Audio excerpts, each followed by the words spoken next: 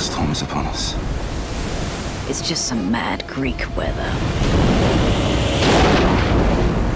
There are moments in The Rise of an Empire that you will completely connect to 300 because it's a moment right after something that you just saw in 300.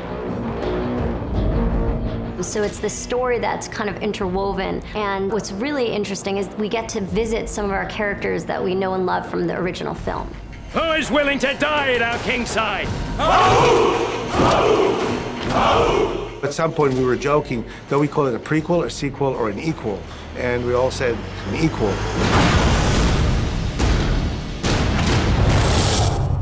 After 300, you know, I was asked, is there a sequel? What are you guys gonna do? And I said, look, there's no sequel.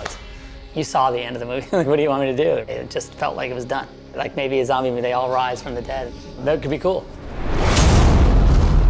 And then Frank Miller came to me one day, and he had said he was working on this other idea about this character Themistocles, who was an Athenian general and politician who led the Greek navy against the Persians. And when he told me it took place on the same 3 days of Thermopylae, I was like, oh, okay, you can make a movie out of that. The thing that's so exciting, if you cut these two movies together, the first 300 and this one, I think you'd have one great yarn.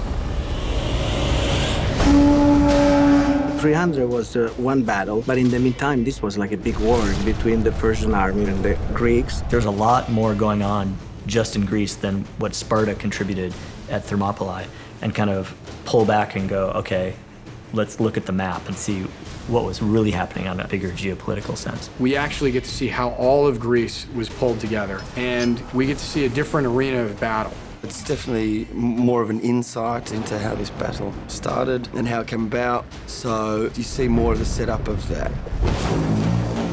We basically run two parallel kind of trains, you know, it's from the first movie to the second movie. And then every once in a while, they just kind of crisscross. And so if you're paying attention, you're like, oh, you know, that's the messenger from the first movie, or that's, you know, Daxos from the first movie. And you get to see, you know, the same characters kind of reintroduced, but from a different point of view. We were really excited to have so many of the cast return, starting with David Wenham as Delios.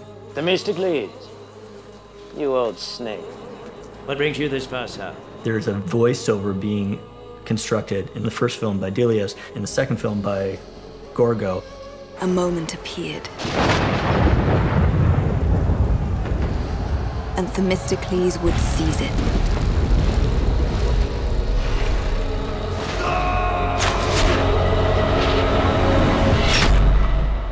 First off, when we bookend the film now with a Spartan queen who has sacrificed the biggest thing that any mother and wife could sacrifice, her husband and the father of her children, you already weight the movie emotionally. And you make a movie that really isn't as much about Sparta as it is Athens, and you reintroduce Sparta being badasses. And also, Lena's just cool. Leonidas and the brave 300 are dead. The free men and women of Greece are not bound by a beautiful Spartan death. War is not their love, yet he lay down his life for them, for the promise Greece holds. In the original, you didn't really see the result of Gorgo losing Leonidas, so it was kind of nice to play this idealistic Spartan woman who stood by her man and said no, and then things change after he is murdered and she's sort of driven by the need to avenge his death.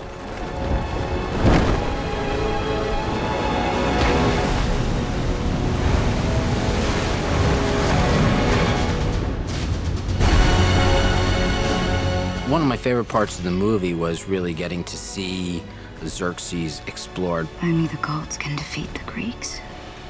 You will be a god king. He's not an ordinary human being anymore. He's a god. He's 9 feet tall. His voice is like the thunder, and everything about him is very particular. And it's a really, really interesting, challenging role to play, from the physical preparation to the 5-hour makeup session every day, to the wardrobe. Your Majesty, you take this dead king's sword to Athens. Let them know that I am coming next for them. It's the result of straight after the last film, and we see Xerxes lording over the dead bodies of the Spartans, and I'm sent on a mission. Say what you must. I beg of you, and all of Athens. The God King will burn this city to the ground. Ephialtes is essential because he represents the betrayal. And you have to remember that not all the Greeks, even in their drive for freedom and democracy, believed in equality. And because he was different, he was passed over and humiliated. A hunchback traitor has led Xerxes' immortals to the hidden goat path behind us. This battle is over, Leonidas. The hot gates will fall. Spartans! Prepare for glory! Glory? Have you gone mad? One of the funny things about when I came out of the first movie, you start to look on the chat rooms and then they start talking about the characters. And the thing that everyone said about Daxos was that he was a coward and he ran away.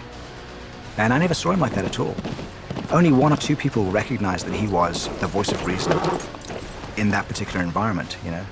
And to my mind, Daxos was as much of a warrior as the Spartans. So he had to look as good, he had to look like he was capable. And to my mind, the only thing that was really missing with Daxos was the insanity, you know. They are dead, all of them. Sparta's sacrifice will be what unites us. Now go! There's little Easter eggs that give you even more insight into the original movie. That's fun for me, having made the original movie and then seeing this and going like, oh, that's cool. It makes the thing that we did, it makes that richer. So you have these two companion movies that kind of each feed the other, and that's fun.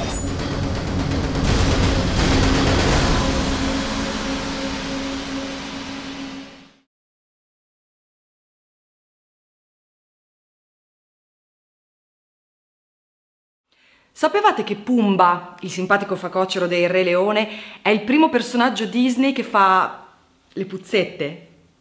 No, ma è interessante saperlo, eh? Insomma, un vero e proprio pioniere del mondo Disney, Pumba, eh? E con questa notiziona io vi saluto e vi aspetto al prossimo video. Ciao a tutti!